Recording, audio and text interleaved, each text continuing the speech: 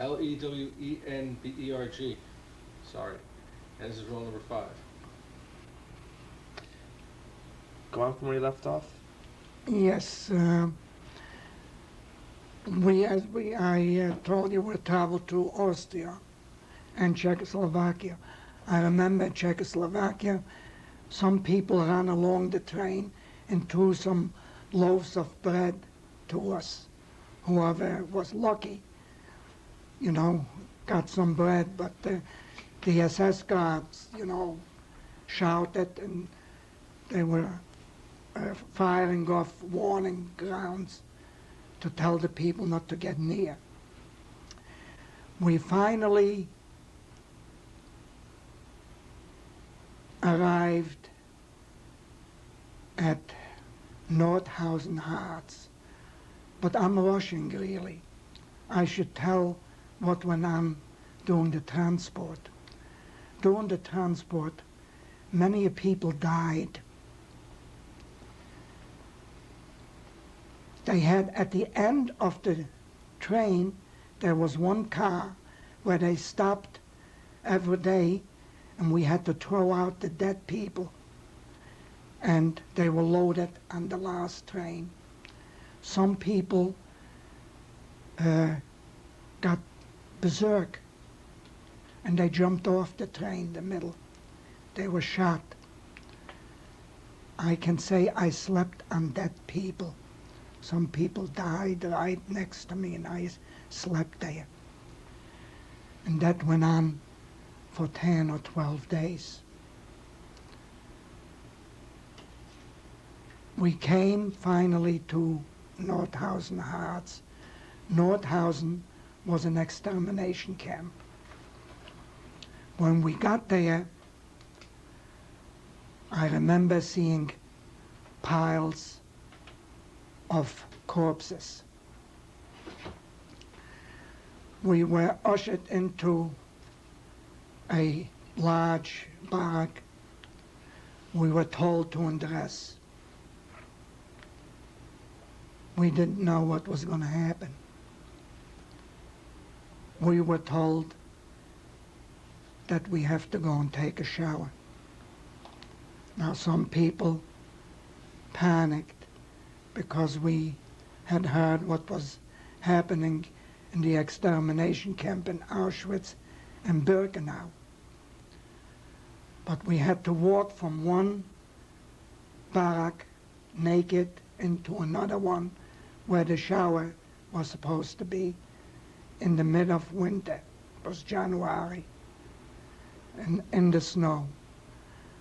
I walked across into that barrack, and to our surprise, it was a shower. We showered and got, again, some of our prison garb, the striped garb, and we stayed there for a couple of days. I don't remember staying there long, no more than 2 nights. Again, the Germans needed labor. So they again selected a group of us and put us on a train, and we arrived at the camp, at the destination, and I do not remember the name. We worked there for 3 or 4 months. We worked in sandstone mountains. We dug tunnels, factories. And I was told those factories will be producing the V1 and V2 rockets. I had a night shift. We used to drill inside oval opening, drill several holes, put dynamite in, walk away at the distance, blow it up, load up trolleys, move them out. And that we did. There was a day shift, and I worked at the night shift. The night shift was a little better than the day shift because there weren't that many workers to watch us, so we used to get a break. I remember leaning on my shovel with my chin and talking to my comrades what we're gonna do if we ever survived, what kind of food, how much food we were gonna consume. I remember that we used to talk. Now, that was a hard time for me because I had no connections, I had no close friends, and the food was very little. The labor was very hard. In that camp we stayed for 3 months or so. In April, again, we had to move. Obviously, either the Americans or the British or the Russians were nearby, so we had to move. So we again started to march. Now that march, we marched for quite some time. There was no food, no water. As we marched, it started to drizzle. Some people couldn't walk anymore. Some people had to relieve themselves. They went to the side, and the guard didn't know what he was doing, shot some people. There was one fellow, he used to be a singer, an opera singer before the war. I remember he got sick, and he went to the side, and I saw the SS guard. He wasn't a German. He was a Ukrainian. He shot him right in the head on the side. And what do you call it? On the side of the road. Shoulder. The shoulder, you know. I had shoes with wooden soles on. That's the shoes they supplied us with. So one of my soles broke and I couldn't walk with them. And I had to walk barefoot. And it was quite cold. And the gravel or whatever, my feet hurt me. I had a towel in my bag I was carrying. So I stopped, I knelt down, and had, with the string, I tied the towel around my foot. And as I was kneeling, one of the guards came behind me and asked me, "What, you can't walk anymore?" I said, "Oh, no, no." And with one sprint, I was right back in line because I knew what was going to happen if I stood there a second longer. We came to a town, I believe it was near the Elbe River. They loaded us on a barge. And the barge also had a hold below deck. They put us down below. It was terrible. We were so crammed in. We laid one on top of the other. The stench was terrible. I don't remember how many days we were on there. We got maybe a slice of bread and a cup of water. It was unbelievable. Very, very bad. Then we arrived at a destination someplace. They unloaded us and we marched again. Then, not for long, they put us up in a barn somewhere near a field. And we stayed there for about 2 or 3 weeks. Food was very little. I remember running out to the field and stealing some beets. If I got some lucky, I was lucky, or carrots. I have a cut here, right on my thumb.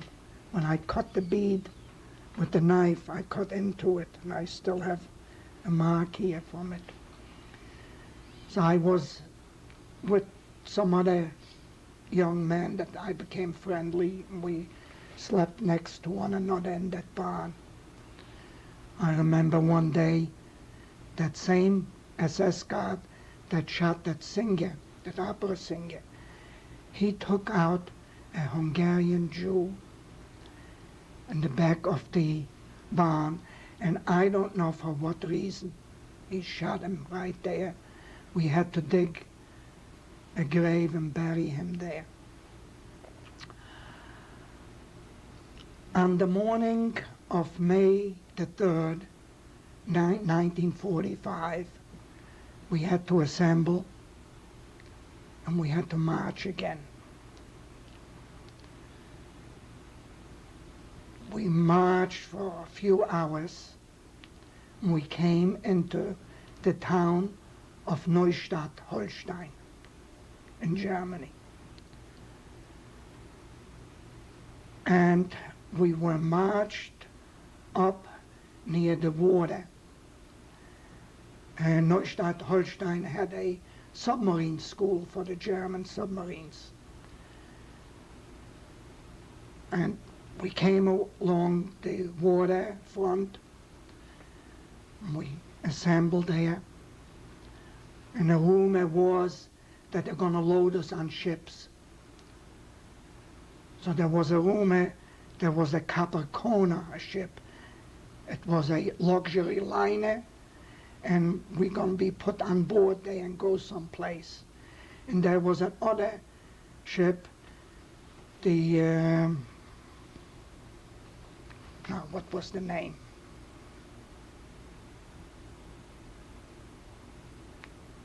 It skipped me for a moment. There was another ship in the harbor offshore.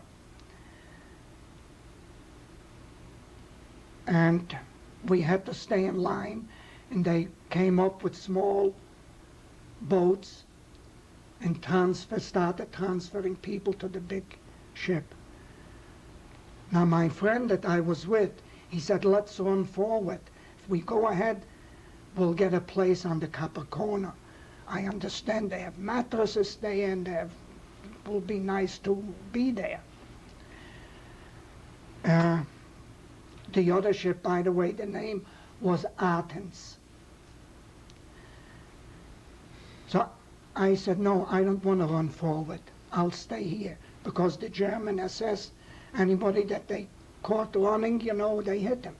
For somehow reason, I didn't want to run. He went ahead of me and went to the front.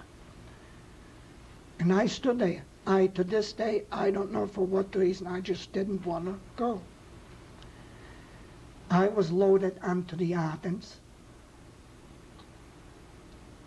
It started to rain. The Athens started to move.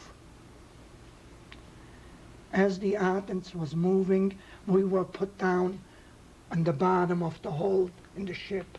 It was metal bottom.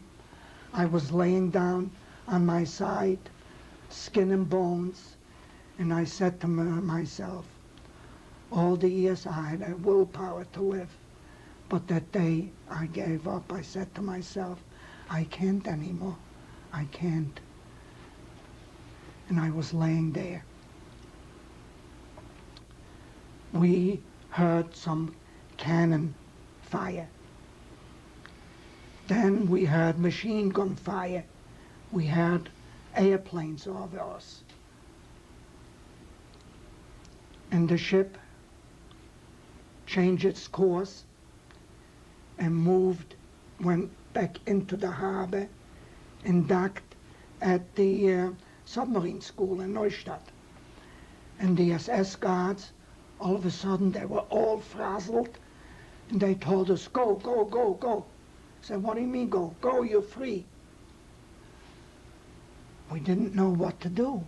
The first thing I did, we were looking for food. So I came upon a sack with sugar. I had a bag with my hands. I scooped up the sugar and put it in the bag. Then getting off the boat, they had a rope ladder. I remember scrambling down the rope ladder. It was very difficult, you know, but I did it. I came down. The SS guards, some of them, they dismissed us. Go, you're free. We didn't understand what was going on, and they walked away. I was flabbergasted. I was lost.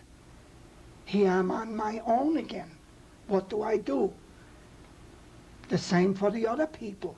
We started walking up the street from the harbor into the submarine project, and all of a sudden I see tanks rumbling down towards us. Different color, soldiers with green and maroon berets, machine guns at their ready on each side of the tanks. And we knew that they're not Germans. So the tanks stopped in front of us, our group. The soldiers looked. We asked them, we didn't speak English, American. They said, no, English. And I heard him say, who are you people? I didn't understand, but and then he grabbed some of the Marines that were passing by, German Marines, and they realized who we are. The British soldiers said, look, I remember the word people. So I assume he said to him, look what you did to these people. That's what I assume. Because next thing I knew, he threw him on the ground and stamped on him with his boots on the German Marine. And then they started emptying their pockets with chocolate and rations and cigarettes and gave it to us. And that's the God honest truth. Not just me, several of us. We bent down, kissed the chains of the tank, and I started to bend down to kiss the boots of the soldier. He grabbed me and said, no, no, no, no, no, no. He pulled me up. Because we knew we were liberated. The feeling is indescribable. How would you describe it? I am free, yet I'm lost. What do I do? Where do I go? We started walking. We couldn't speak English. I walked to one of the buildings, and some of the German Marines were filing out, and the British soldiers surrounded them, and they beat the hell out of them and pointed towards us, saying, look what you did to these people, look at them. And they arrested them or whatever. They brought out bottles. They were in that building, bottles of champagne, I remember. They put the bottles and said to us, take it. Me on an empty stomach, I opened up a bottle of champagne, and I took a few gulps, and my head started to spin. There was a bicycle standing there. I asked to the British, can I take this? They said, yes, take it, take whatever you want. So I took that bicycle. Now where do I go? I walked out of the submarine school into the town It was a fishing town, Neustadt, maybe 15,000 people. I walked into town. I walked into a bakery and I said, I would like some bread. They looked at me, they were scared. The German people didn't know. They gave me the bread. So I ate the bread. I took out a pack of cigarettes. The British soldiers loaded me up with cigarettes. I took out the pack of cigarettes and gave it to the person here for the bread. And I handed out cigarettes, it's the truth, to German pedestrians in the street. I was so happy. Then I said, where am I going to sleep? I knocked. Before you tell me that, what happened to the other boat? The other boat, I found out later, the Capricorn. Our ship, the Ardens, as the British were strafing them from the air and bombarding them from shore with the tank guns, pulled up a white flag and pulled back into harbor, into the dock. The Capricorn started to pull out to sea and answered with machine gun fire against the planes. The British Air Force didn't know who that ship was. They thought it was German troops. They bombed that ship.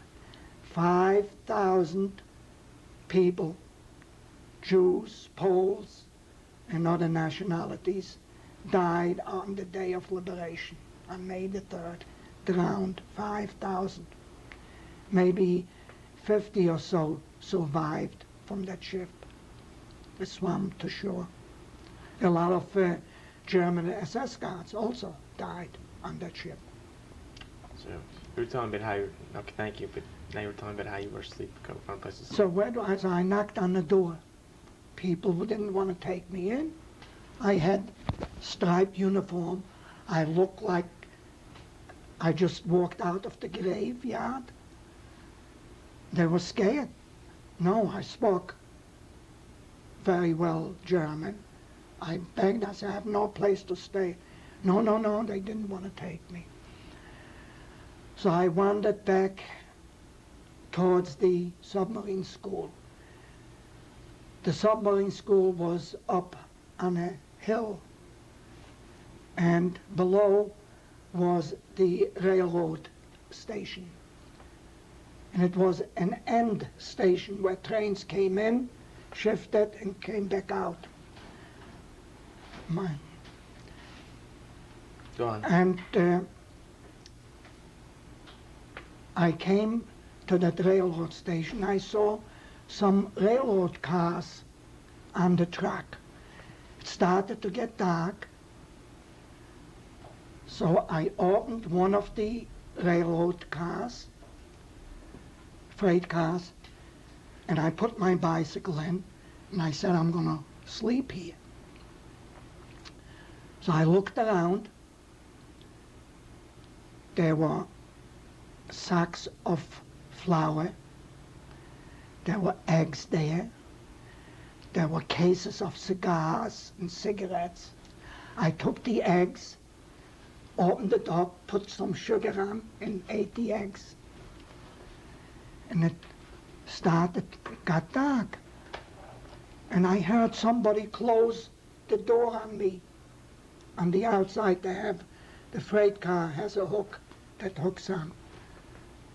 I don't know who it was. Then I got panicky, and I looked out again, and I saw a man with a wagon and a sack on the wagon filled with something pass by. So I knocked and yelled. He opened the door for me. He said, "What are you doing here?" I said, "I'm going to try and sleep here. I'm survived, from the ship," and told him the story. He said, "Okay, stay here, I'll be back." He crossed the railroad tracks. There was a small building there. He was a railroad employee who lived in one of the apartments in that little building. He came back with his wife and his daughter. He said, "Come, we're gonna put you up for the night." I said, "Wait a minute, there's lots of stuff here in that car." So we went first and unloaded whatever we could from that car into his house. And that's where I spent the first night of liberation. After liberation, were you in any DP camps? Yes. What camp? The DP camp, the submarine school became a DP camp. Oh, okay. How long were you there? I was there from May of 1945 till October of 1949. I also stayed with that German family that took me in. What were their names? Their names was Krüger. And that night they gave me food, lots of food, and I got very, very sick. My stomach, I thought I was dying. So they said, "Well, the next day, that doesn't work. We're not going to give you all that food." They gave me some cognac for my stomach. They said, "That'll help you." And they cooked some kind of cereal, some farina or something. And they fed me with that for a few days until I got well. After you got well, what did you do? Well, I stayed with that family. During the 4 years that you were in Germany? After that? Yeah. Well, I had a room up in the DP camp. I was registered in the DP camp. I also visited that German family during those 4 years. We became very close friends. What I did during those years, we did nothing. We felt like birds let out of a cage, and birds that never flew, and that had to learn to fly again. And it was an exciting time. I was free to do what I wanted. I had nobody to tell me what to do. I had no fear of being beaten. I got food. The German government supplied rations of food for each DP a person, and we also got food from the United States, from Jewish organizations and others. Stop here.